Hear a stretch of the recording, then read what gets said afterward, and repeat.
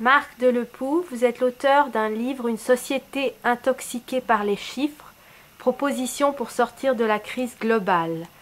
C'est paru aux éditions L'Harmattan dans la collection Questions contemporaines en 2011. D'abord, j'aimerais savoir quel est votre parcours, qu'est-ce qui vous a amené à écrire sur les chiffres. Alors justement, il s'avère que ce livre est en quelque sorte un point d'étape de ma réflexion et de mon histoire professionnelle et militante, puisque j'ai une formation en mathématiques et enseignant à l'université de Lille. Et par ailleurs, je suis à la fois militant altermondialiste et syndical. Et c'est un peu la rencontre de ces trois cultures, et puis aussi peut-être d'un certain sens du réel qui provient de mon milieu familial, qui m'a amené à rédiger ce livre. Notamment durant toute mon expérience altermondialiste et syndicale, j'ai été amené à étudier certaines questions, telles que le réchauffement climatique, telles que la question des retraites, ou encore l'Union européenne, du fait de responsabilité sur ces thématiques, et donc à les explorer et à en dégager une vision synthétique basée sur des études un peu personnelles, en tout cas en partie personnelles. Et c'est un peu tout cela qui est exposé dans ce livre, à travers un lien commun, une sorte de ligne directrice, qui est la place qu'occupent, à juste titre ou non, les chiffres et les mathématiques dans la pensée concernant ces différentes questions, et aussi plus largement concernant la réflexion politique et sociétale. Justement, donc, vous tracez un parallèle entre l'influence des chiffres et la crise globale. Pouvez-vous nous dire pourquoi cette intoxication par les chiffres est une des causes de la crise? Oui. Alors cette intoxication, elle porte sur la pensée et sur les individus et sur les groupes, d'où le titre Une société intoxiquée par les chiffres.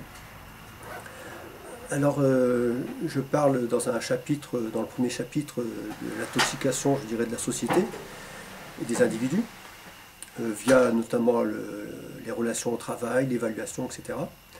Et dans les autres chapitres, je parle plus particulièrement de l'intoxication de la pensée et de notre difficulté à penser le réel, à avoir une pensée qui ne se déconnecte pas du réel sans s'en rendre compte, et qui par conséquent nous rend quelque part impuissants à agir sur ce réel. C'est en gros la raison que je vois, la raison, l'élément qui relie la dérive portant sur les chiffres et la crise globale. Vous parlez donc de manipulation liée aux chiffres. Est-ce que ça affecte aussi pour vous le monde de la finance? Oui, bien évidemment, le monde de la finance est une... Alors déjà, comment dire, il y a de nombreux mathématiciens qui ont trouvé une activité hautement rémunérée en travaillant pour la finance et pour les affaires boursières. Donc on a là des théories sophistiquées, mathématisées, qui servent d'outils pour le développement d'une finance dont l'impact sur le réel est ce que l'on sait, ce que l'on perçoit, ce que l'on vit comme conséquence aujourd'hui. C'est plus particulièrement autre chose que je développe dans le livre, c'est le fait qu'il y a un tas de domaines où on utilise des chiffres alors qu'ils n'ont pas à être utilisés, et que par conséquent, on a une sorte d'écran entre notre regard et le réel, écran qui est constitué d'une pensée, de théorie, de réflexion basée sur des chiffres, et qui en fait, théorie, réflexion, pensée, qui n'ont finalement aucun rapport avec le réel. Alors que dans la finance, c'est une instrumentalisation qui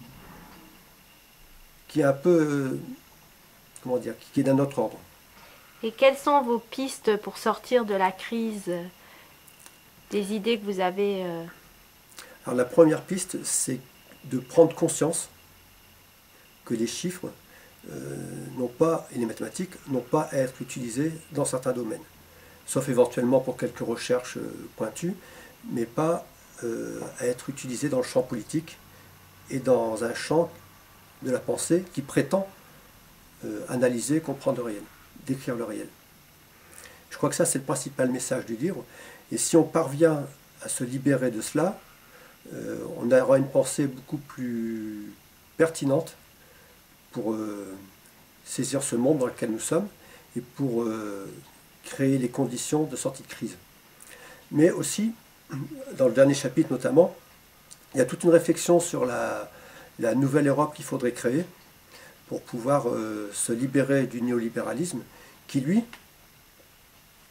a réussi de façon assez importante à faire des mathématiques et des chiffres un instrument de sa propre propagande, mais aussi de sa capacité à conditionner les individus, notamment dans le cadre du travail, via l'évaluation.